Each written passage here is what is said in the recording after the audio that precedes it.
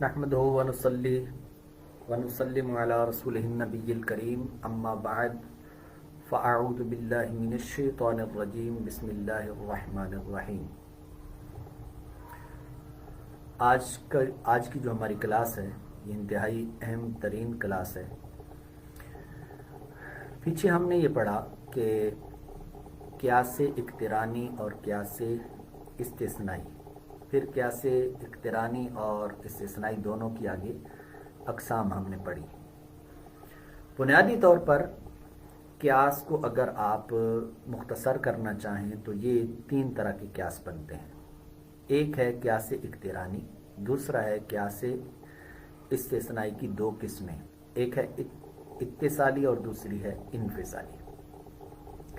यहाँ सबसे बड़ा मसला ये होता है कि हमारे तलबा किराम ये कहते हैं कि ठीक है हम मंतिक़ का इस्तेमाल करना चाहते हैं, लेकिन हमें बड़ी दुश्वारी होती है कि हमें ये नहीं पता चल पाता कि जनाब किस मकामात पर मंतिक़ कहाँ पर किस अंदाज से इस्तेमाल हो रही है। अगर ये पता चल जाए तो फिर मंतिक़ के अंदर दिलचस्पी भी पैदा हो, इस्तेमाल करना भी आ जाए और हम इस्तेमाल करें भी सही।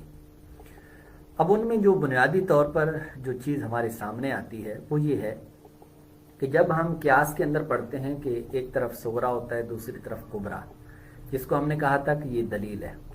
कोई शख्स भी जो दावा करता है उस दावा करने पर जो दलील देता है तो दलील हमने कहा जी वो दो मुक़द्दमात पर मुश्तमिल होती है, एक को हम सुगरा कहते हैं, दूसरे को कुबरा कहते हैं। अब सवाल ये है कि हमारी आम फहम जो हमारी गुफ्तगू होती है उस गुफ्तगू के अंदर सुगरा कहाँ पर होता है, कुबरा कहाँ पर होता है, और फिर इसके लिए तो हमें बड़ी दुश्वारियों का सामना करना पड़ेगा। वो क्या? वो ये है कि जनाब हमें हद औसत भी गिरानी होगी और हद औसत को गिराने के बाद फिर हमने ये भी देखना होगा कि जनाब इसकी ये जो ज़रब है ये शक्ल कौन सी है, फिर जनाब इसके बाद इनकी जो ज़ुरूब हैं यानी ज़रबें हैं जो नतीजा देने वाली हैं उस पर है भी सही कि नहीं है। अब ये सारी चीज़ें हमें याद करनी पड़ेंगी। ये कैसे होगा?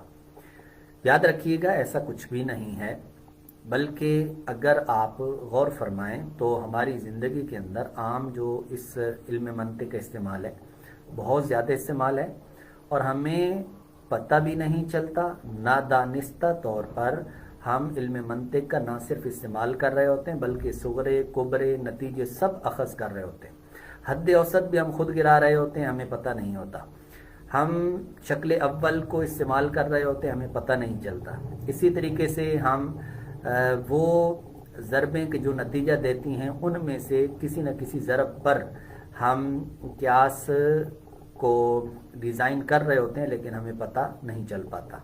चलिए आज हम इसकी कुछ मिसालें आपके सामने रखते हैं और वजूहात बयान करते हैं कि वो कौन सी वजूहात हैं कि जिनकी बुनियाद पर हम इल्म मंतिक़ को नहीं समझ पाते कि जनाब हमारी आम गुफ्तगू के अंदर इल्म मंतिक़ कहाँ इस्तेमाल हो रहा होता है, कहाँ पर क़ियास किस अंदाज से इस्तेमाल हो रहा होता है।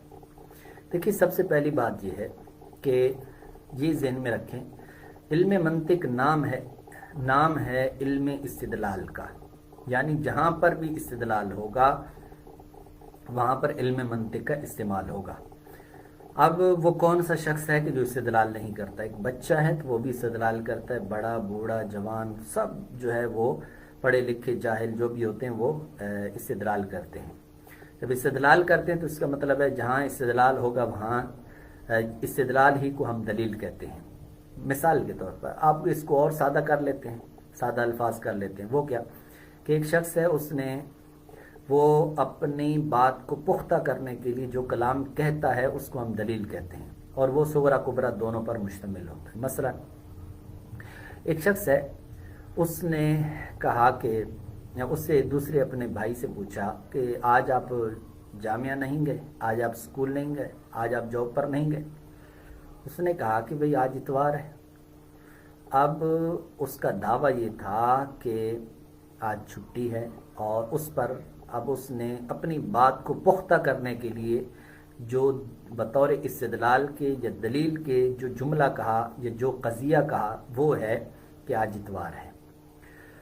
अब ये मुकम्मल दलील है, اب یہاں پر ہمارے طلبہ سوچنے لگ جاتے ہیں کہ جناب اگر یہ دلیل ہے تو ہم نے تو یہ پڑھا کہ جناب دلیل دو کم از کم دو قضایا سے مرکب ہوتی ہے، ایک کو ہم صغرا کہتے ہیں، دوسرے کو کبرا کہتے ہیں۔ اب کہاں یہاں صغرا کہاں ہے، کبرا کہاں ہے، کوئی ہمیں بتائے تو صحیح۔ حد اوسط ہم کیسے گرائیں گے اور شکل اول پر لائیں گے، شکل ثانی ثالث رابع کس پر لائیں گے، بتائیں تو صحیح۔ تو چلیے آج ہم آپ کو بتاتے ہیں، وہ یہ ہے کہ ایک شخص جس کا یہ دعویٰ ہے کہ آج اتوار ہے، آج چھٹی ہے، اور اس پر اس نے بطور دلیل کہ یہ قضیہ کہا ہے کہ آج اتوار ہے۔ اس کا صاف مطلب یہ ہے کہ اگر اس سے یہ پوچھا جائے کہ جناب آج اتوار ہے تو کیا ہوا، تو آگے سے جواب دے گا کہ ہر اتوار کو چھٹی ہوتی ہے بھائی۔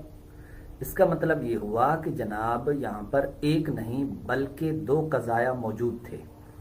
ایک جو پہلا اس نے بولا وہ تھا صغرا، اور دوسرا جو تھا وہ تھا کبرا۔ اور اکثر طور پر صغرا جو ہوتا ہے، معذرت یہاں پر الٹ لکھا گیا، کبرا محذوف ہوتا ہے، اکثر طور پر کبرا محذوف ہوتا ہے، اور کبھی کبھار جو اکثر صغرا جو ہے یہ محذوف ہوتا ہے، معذرت کبرا محذوف ہوتا ہے، اور کبھی کبھار جو ہے وہ صغرا یہ بھی محذوف ہوتا ہے۔ اچھا، یہ محذوف ہوتا ہے۔ اب یہاں پر یہ جو آپ اسکرین دیکھ رہے ہیں، اسکرین پر یہ الٹ لکھا گیا، یہاں پر کبرا ہونا چاہیے اور یہاں پر صغرا ہونا چاہیے۔ اب میں اس کی آپ کو مثال سے عرض کرتا ہوں۔ مثلا ایک شخص ہے، اس کا دعویٰ یہ ہے کہ بھئی آج چھٹی ہے، اور بطور دلیل کہ اس نے کہا جی آج اتوار ہے۔ اس کا مطلب یہ ہوا کہ اس نے کیا ذکر کیا ہے، صغرا ذکر کیا ہے، اور کبرا کو اس نے چھوڑ دیا ہے۔ کبرا کیا ہے؟ کبرا آپ یہاں خود نکالیں، وہ کیا کہ بھئی آج اتوار ہے، ہر اتوار کو چھٹی ہوتی ہے۔ اب اگر آپ غور کریں تو یہاں یہ پورا استدلال ہے، یعنی صغرا بھی موجود ہے اور کبرا بھی موجود ہے۔ اب سوال یہ ہے کہ جناب یہ کون سی شکل بنے گی؟ تو جواب یہ آئے گا کہ جناب یہ شکل اول ہے۔ یہ شکل جو اول ہے یہ بدیہی الانتاج ہے۔ کیسے کہ خود بخود یہ بن جاتی ہے۔ کیسے بھئی آج اتوار ہے اور ہر اتوار کو چھٹی ہوتی ہے۔ اچھا، اب آپ اگر غور کریں تو یہاں پر جو اتوار ہے یہ خود بیچ میں سے حد اوسط ہے جو کہ گر رہی ہے، اور گر کر پھر جناب جو نتیجہ نکالا گیا وہ کیا ہے کہ آج چھٹی ہے۔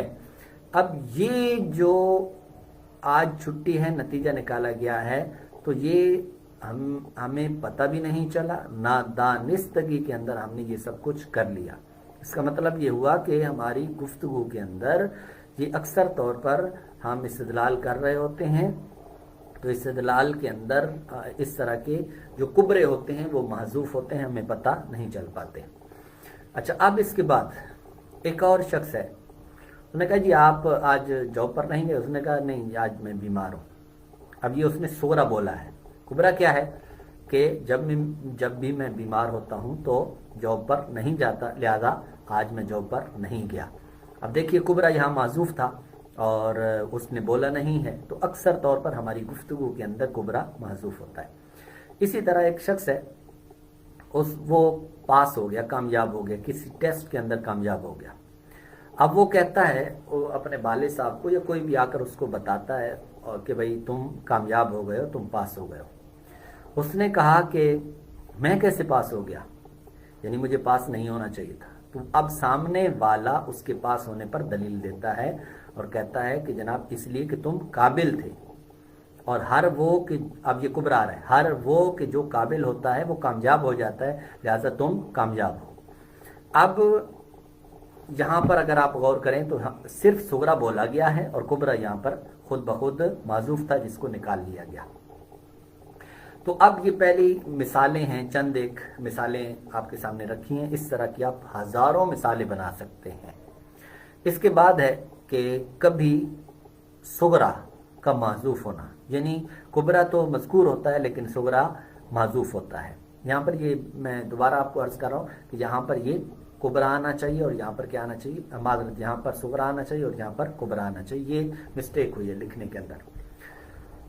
کیسے معذوف ہوتا ہے کبرا؟ مثلا ایک شخص ہے، وہ دوسرے کو کہتا ہے، اور اب اس سے اس بات کا پتہ، یہ کب کوئی بھی چیز معذوف جب ہوتی ہے اس کی وجہ ہوتی ہے، اور وہ کیا ہے، وہ یہ ہے کہ جناب اکثر طور پر جب پتہ ہوتا ہے، جس مقدمے کا پتہ ہوتا ہے تو اس کو حذف کر دیا جاتا ہے۔ مثلا ایک شخص ہے تو اسے یہ تو پتہ ہے کہ آج اتوار ہے، لیکن اس کو یہ نہیں پتہ تھا کہ جناب یہ جو مثال کے طور پر اب اس کو ایک مثال سے سمجھیں، ایک شخص ہے وہ کسی کمپنی کے اندر اس نئی اس کی جاب لگی، وہاں پہ وہ اتوار والے دن پہنچ گیا، اب دیکھا تو ہر طرف سنسان، کوئی بھی نہیں ہے۔ اب اس نے کہا کسی وہاں پر جو گیٹ کیپر بیٹھا ہوا تھا اس سے پوچھا کہ کیوں بھائی آج کوئی بھی نہیں آیا؟ تو اب اس نے کہا کہ جناب اتوار کو چھٹی ہوتی ہے۔ اب اس نے یہ نہیں بولا کہ آج اتوار ہے، کیونکہ وہ جانتا ہے کہ اس سے یہ پتا ہے کہ آج اتوار ہے، لیکن اس سے اس چیز کا پتہ نہیں کہ چھٹی جمعے کے دن ہوتی ہے یا اتوار کو ہوتی ہے۔ تو اس وجہ سے اس نے اس کو بتایا کہ جناب اتوار کو چھٹی ہوتی ہے۔ مطلب یہ ہوا کہ صغرا اسے معلوم تھا، جس کی وجہ سے اس کو حذف کر دیا، اور کبرا کو یہاں پر ذکر کر دیا جو کہ مقصود تھا، تو لہذا نتیجہ وہی نکلا کہ بھئی آج چھٹی ہے۔ اس کے بعد ایک انگوٹھی کسی کے پاس تھی، تو اس نے اس سے کہا کہ جناب سناؤ انگوٹھی کی کیا قیمت ہے؟ تو اس نے کہا کہ بھئی اس کی قیمت 50,000 روپے ہے۔ اس نے کہا یار پچھلی مرتبہ تو 40,000 کی تھی، اب 50,000 کی ہوگی۔ اس نے کہا کہ سونا مہنگا ہو گیا ہے۔ اب دیکھیے یہ یہاں پر اس نے جو بولا وہ کیا ہے؟ سونا مہنگا ہو گیا ہے۔ اب یہ اس نے جو بولا ہے یہ اصل میں کبرا ہے۔ صغرا کیا تھا؟ صغرا یہ تھا کہ یہ انگوٹھی سونے کی ہے اور جو سونا ہے وہ مہنگا ہو گیا ہے۔ تو اب یہاں پر اس نے کیا کیا کہ یعنی یہ انگوٹھی مہنگی ہو گئی، یہ نتیجہ نکلا۔ تو اب جب یہ نتیجہ نکلا تو اس سے یہاں پر اس نے صغرا کو کیوں حذف کر دیا کیا؟ اس لیے کہ اس سے یہ پتا تھا کہ جناب اسے یہ تو پتا ہے کہ یہ انگوٹھی سونے کی ہے، لیکن اسے یہ نہیں پتا کہ یہ مہنگی کیوں ہوئی ہے، یہ مہنگی کیوں ہوئی۔ تو اب اس نے وجہ بتائی کہ جناب کیونکہ سونا مہنگا ہو گیا ہے۔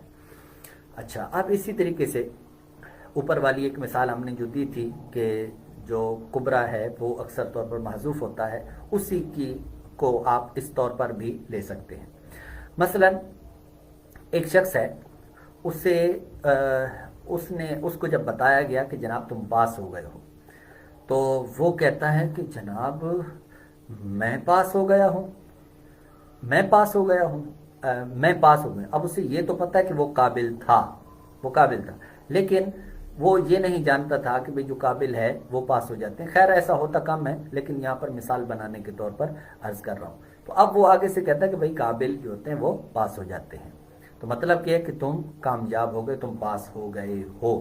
تو اس طور پر یہ بہت کم ہوتا ہے کہ جو صغرا ہے وہ محذوف ہو اور کبرا مذکور ہو۔ اکثر طور پر ہماری گفتگو کے اندر جو کبرا ہے وہ محذوف ہوتا ہے اور صغرا مذکور ہوتا ہے، یعنی ایک جو جملہ ہوتا ہے، ایک قضیہ ہوتا ہے، اس کو ہم ذکر کرتے ہیں اور اسی سے ہی دلیل کو مکمل کر لیا جاتا ہے۔ اب اس کے بعد ہے ایک دلچسپ قسم کا شعر، اعلیٰ حضرت رحمۃ اللہ علیہ کا ایک شعر ہے، اور یہاں پر آپ کو ایک اہم بات بتانی ہے۔ اس شعر کو ذکر کرنے کے ساتھ ساتھ ایک اہم بات بتانی ہے، وہ کیا؟ وہ یہ ہے کہ جب ہم اپنے کلام کو ذکر کرتے ہیں تو اس کے اندر ظاہر سی بات ہے ایک دعویٰ ہوتا ہے، اس دعوے پر ایک دلیل ہوتی ہے۔ وہ جو دلیل ہوتی ہے اس دلیل کے اندر کبھی ایسا ہوتا ہے کہ جو صغرا ہے وہ نظری ہوتا ہے اور کبھی کبرا نظری ہوتا ہے، کبھی دونوں نظری ہوتے ہیں۔ تو پھر ایسی صورت کے اندر کیا ہوتا ہے کہ ان میں سے جو نظری ہوتا ہے اس پر پھر مزید دلیل دی جاتی ہے۔ اب وہ مزید دلیل دی جاتی ہے، اگر اس دلیل دینے کے اندر بھی ان میں سے صغرا یا کبرا میں سے کوئی اگر نظری ہوتا ہے تو پھر مزید اس پر دلیل دی جاتی ہے، تب جا کر یہ دلیل مکمل ہوتی ہے۔ تو یہ سلسلہ اسی طرح جب تک یہ سلسلہ چلتا رہے گا، یعنی کسی بھی دلیل کے مقدمے کے اندر کوئی مقدمہ نظری ہوگا تو وہ اس وقت تک دلیل مکمل نہیں ہوگی جب تک کہ اس کو ثابت نہ کر لیا جائے۔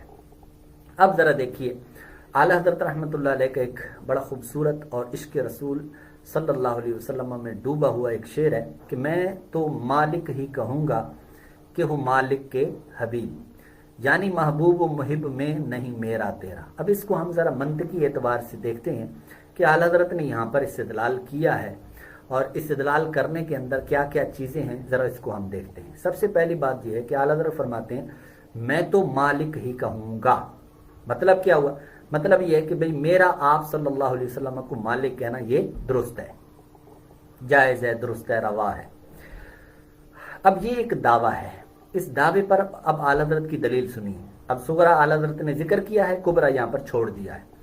صغرا کیا ہے کہ آپ مالک ہیں، آپ مالک ہیں۔ معذرت، یہاں پر دونوں کو ہی ذکر نہیں کیا گیا، بلکہ اس کے بعد والا جو تھا اس دلیل کو ذکر کیا ہے، لیکن ہم یہاں پر اس کو بھی ایک بنیادی طور پر ایک چیز تھی، اس کو بھی ہم ذکر کر رہے ہیں کہ آپ مالک ہیں۔ سب سے پہلے یہ کہ آپ مالک ہیں، اور ہر وہ کہ جو مالک ہوتا ہے اس کو مالک کہنا درست ہوتا ہے، لہذا میرا مالک آپ صلی اللہ علیہ وسلم کو مالک کہنا درست ہے۔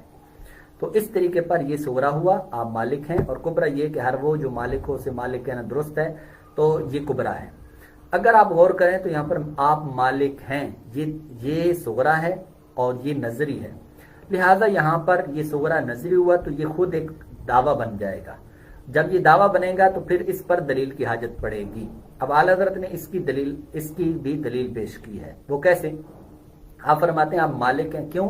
اس لیے کہ آپ مالک کے حبیب ہیں، یہ صغرا ہے، اور کبرا یہ کہ ہر وہ جو مالک کا حبیب ہو وہ مالک ہوتا ہے، لہذا آپ مالک ہیں۔ یہ حد اوسط بیچ میں سے کٹ جائے گا تو بقیہ جو ہے وہ آپ مالک ہیں، یہ نتیجہ رہ جائے گا۔ تو یہ یہاں پر آپ نے اس صغرا جو نظری تھا اس کو آپ نے اس دلیل کے ساتھ ثابت کیا۔ اب اس دلیل کے اندر بھی جو صغرا ہے یہ نظری ہے، یہاں پر آپ غور کریں کہ آپ مالک کے حبیب ہیں، یعنی اس کو بھی آپ ثابت کرنا ہے۔ تو اب یہاں پر صغرا نظری اس کو ہم نے بطور دعویٰ کے لیا کہ آپ مالک کے حبیب ہیں، اور پھر اس کے بعد اس پر دلیل دی ہے۔ وہ کیا ہے کہ آپ میں اور مالک میں میرا تیرا نہیں ہے، میرا تیرا نہیں، یہ صغرا ہے، اور کبرا یہ کہ ہر وہ کہ جس کا مالک اور اس میں میرا تیرا ہونا نہ ہو وہ حبیب ہوتا ہے، لہذا آپ مالک کے حبیب ہیں۔ تو اس طور پر یہ آپ نے پورے ایک شعر کے اندر یہ ساری چیزوں کو بیان کیا ہے کہ میں تو مالک ہی کہوں گا کہ ہوں مالک کے حبیب، یعنی محبوب و محب میں نہیں میرا تیرا۔